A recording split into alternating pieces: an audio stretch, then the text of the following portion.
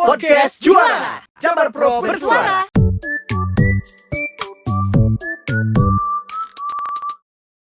Sampurasun wargi Jabar, selamat datang di Podcast Juara Jabar Pro Bersuara. Dan di episode pertama ini kita bakalan ngebahas tentang desa digital. Kenapa? Karena nih di tengah pandemi ada terselip kabar yang bahagia.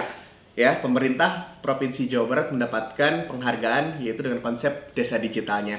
Dan yang paling pas sepertinya ngebahas tentang desa digital ini adalah narasumber kita pada hari ini, yaitu Bapak Setiaji selaku Kadis Kominfo Provinsi Jawa Barat. Halo Pak, apa kabar Pak? Alhamdulillah. Luar biasa Pak ya. Oke, kita bakalan ngobrolin tentang konsep desa digital Pak. Sebelum kita ngebahas tentang penghargaannya. Luar biasa loh, ini kancah internasional ya Pak ya. Betul sekali. Nah, boleh dijelasin nggak sih Pak sama wargi Jabar gitu tentang konsep digital desa digital ini?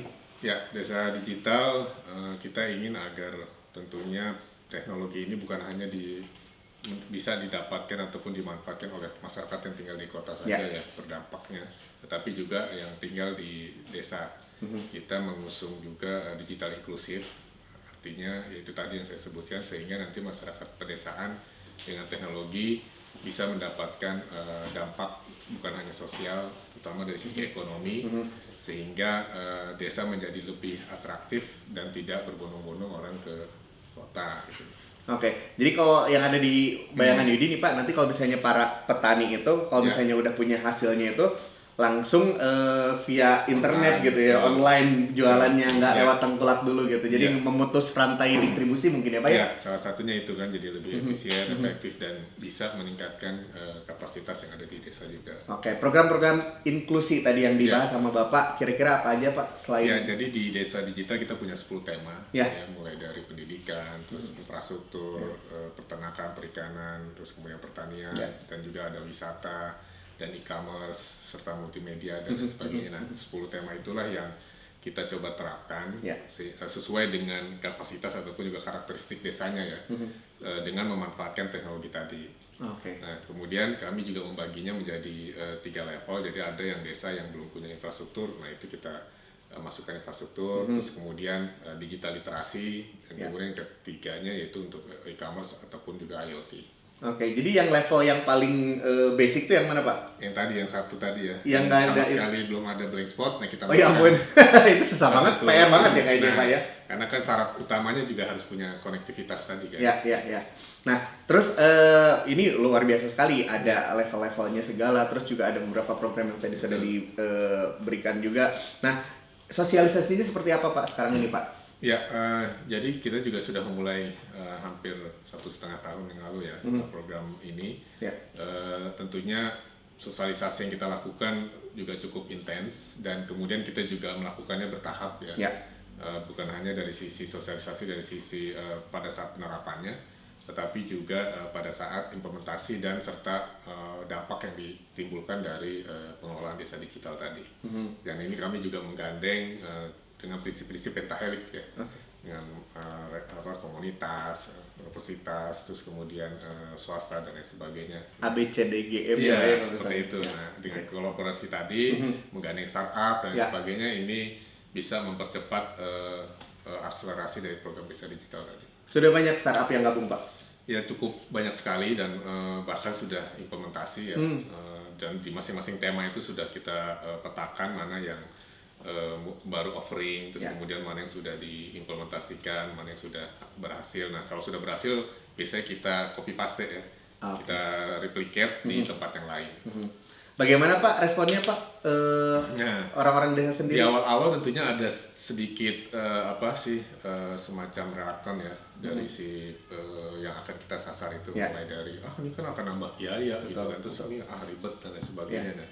Nah, tetapi dengan kita coba edukasi, terus kemudian kita coba terapkan, alhamdulillah justru sekarang malah mereka mau gitu. Dan bahkan ada juga yang melihat petani misalnya tuh kita juga akan melakukan pertanian digital, melihat ternyata kok itu berhasil, sehingga yang tetangga-tetangganya itu petani-tetangganya juga tertarik gitu. Nah, jadi emang chain reaction ya Pak ya? Betul, jadi memang harus dibuktikan dan kemudian berhasil.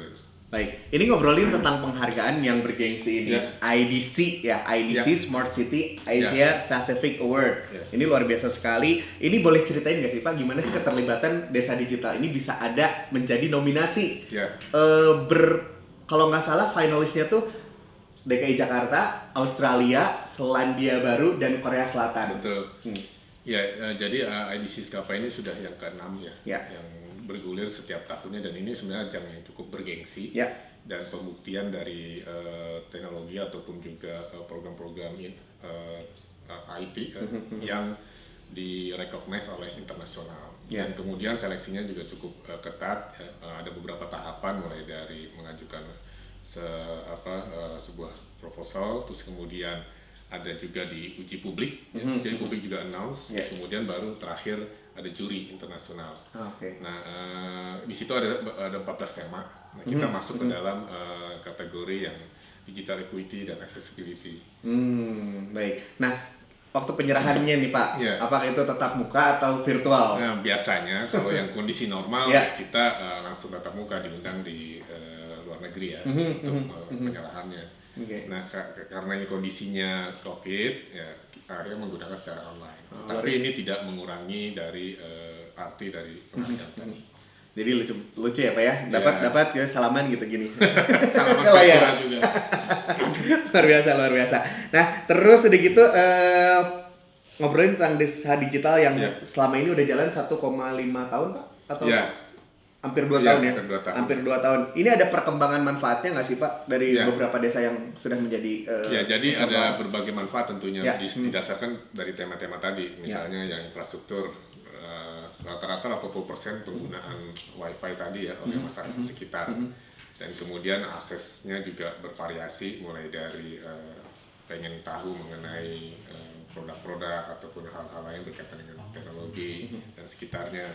Nah, kemudian misalnya juga pertanian ya, ada peningkatan dari sisi bukan hanya pemodalan ya, tadinya modalnya 10 gitu, terus kemudian hasilnya 11 atau hasilnya 12, nah ini bisa lebih meningkat. Terus kemudian misalnya perikanan bisa meningkatkan hasil kapasitasnya menjadi 100%. Nah, hal seperti itu banyak sekali sebenarnya yang dampak dari desa digital tadi kepada masyarakat secara langsung.